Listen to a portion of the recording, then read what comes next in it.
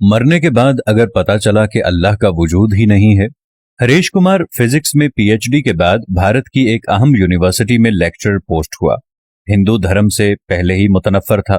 1986 में लंदन में दौरान तालीम स्टीफन हॉकिंग्स के लेक्चर्स और कुतुब से ऐसा मुतासिर हुआ कि खुदा का ही मुनकर हो गया, और ऐसा मुनकर के बड़े बड़े मुस्लिम, ईसाई और यहूदी उलमा से भरपूर मुबाहसा करता था, यहां तक कि डॉक्टर जाकिर नाइक भी उसे कायल न कर सके।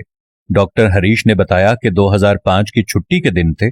एक सुबह मुस्लिम सब्जी फरोश ने घर की बेल दी। हम गुज़श्ता 20 साल से सब्जी उसी से खरीद रहे थे।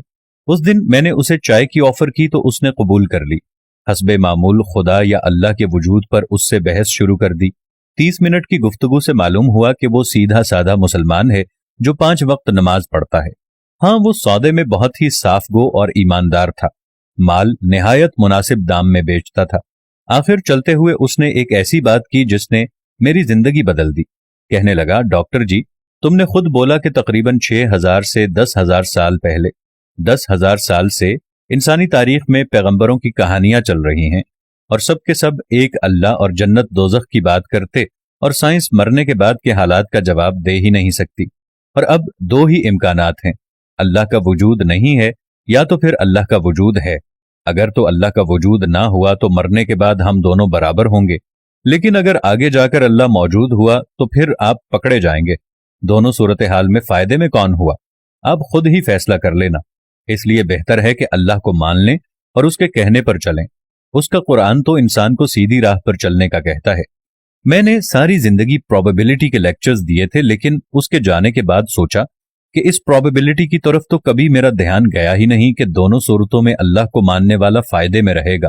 किस्सा मुख्तसर, उस सोच के बाद ख्याल आया कि कौन सा आसमानी मजहब बेहतर है।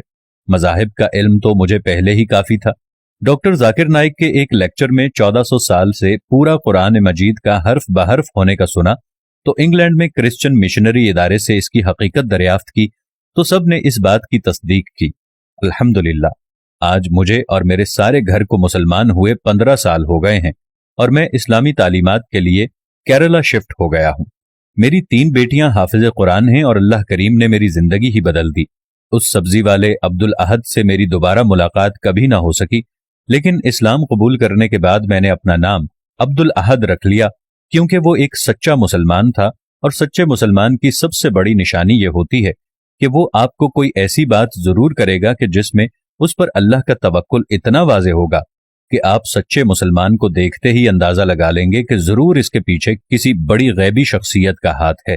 अल्लाह ताला को जिसने अपना मान लिया या अल्लाह की जिसने मान ली, उसके दोनों जहान का बेड़ा पार हो गया।